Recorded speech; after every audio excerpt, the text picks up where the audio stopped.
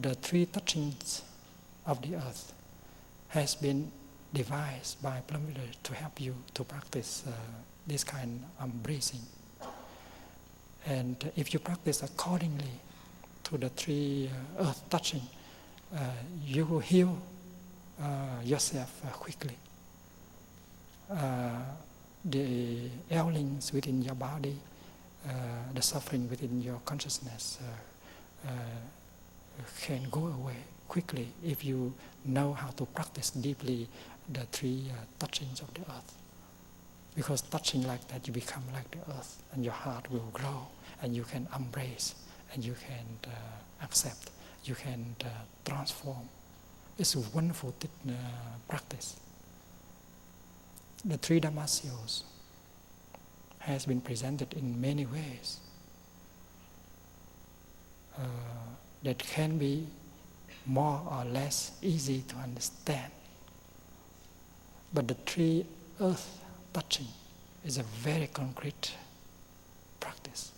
And if you can practice the three touching of the earth, you can understand more and more deeply the teaching of the three Dharmasiyos.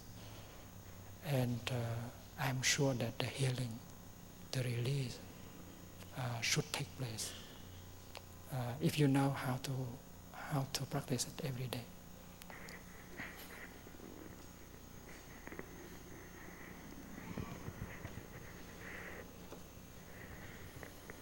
Perhaps you still remember the little coin, the quarter, the head, the tail, and the metal.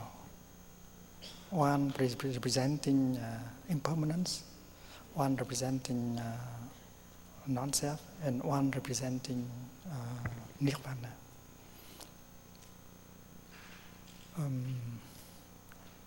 The first touching of the earth represents the dimension time, impermanence.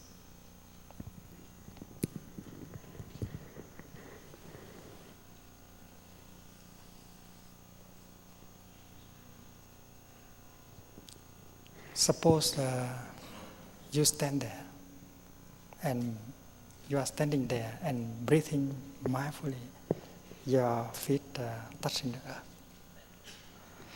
And this is the present moment. And above you,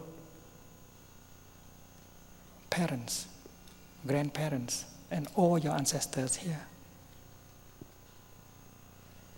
And because you practice mindful breathing, you are aware that all your ancestors and all your parents are inside of you, all of them alive.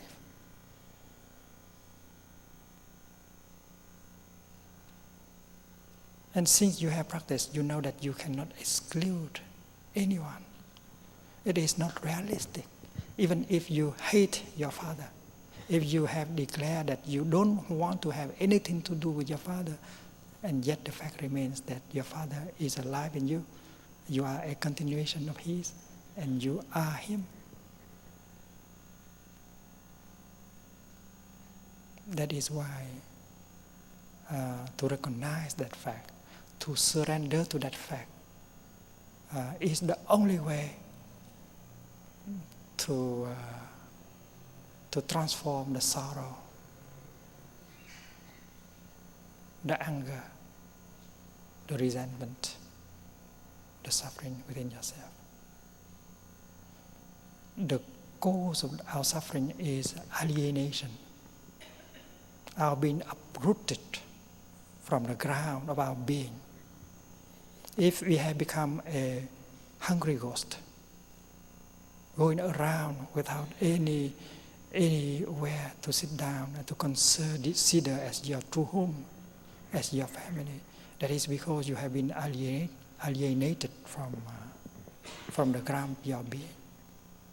And that is why there you are standing mindfully and practice breathing in and breathing out. And being aware that all your ancestors are within you, and you have to re-enter the stream of life. The stream of life.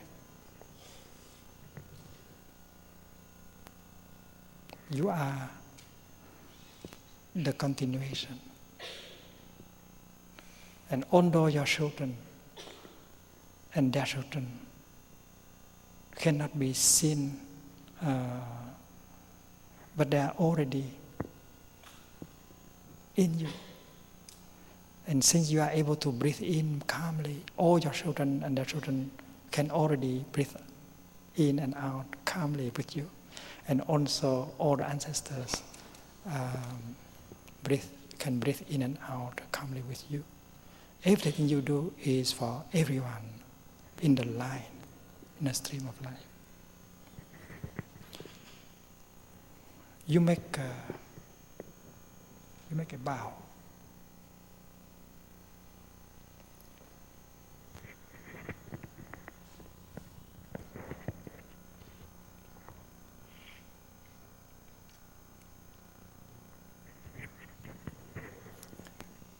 And your two hands touch your forehead, representing your wisdom, your insight.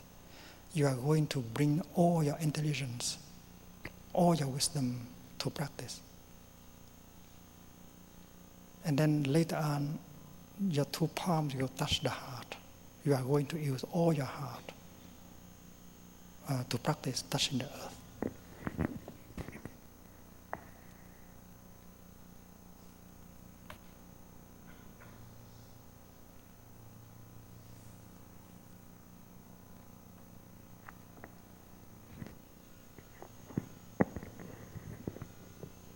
And this is what you visualize, you touch in your concentration and mindfulness. I have within me the presence of all my ancestors, blood ancestors and spiritual ancestors. Everyone has spiritual ancestors. And I may be angry at my spiritual ancestors. I may have had the idea of running away from him. Jesus, Muhammad, the Buddha. But she remains my ancestor, my spiritual ancestor. I cannot take him out of me. I have my blood ancestors. And they are all in me now, all alive.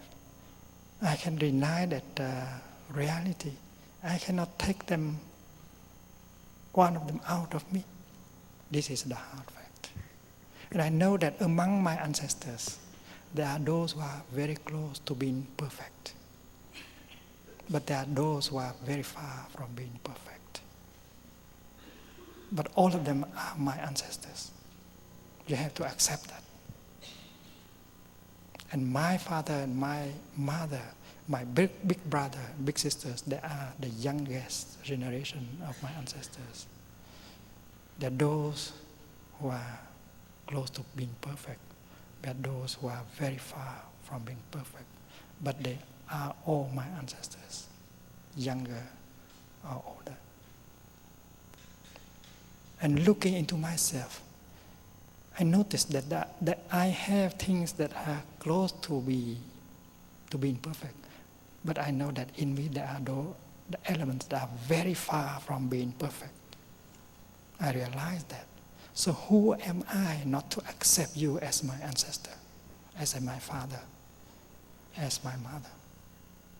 You have to see it, to touch it very deeply.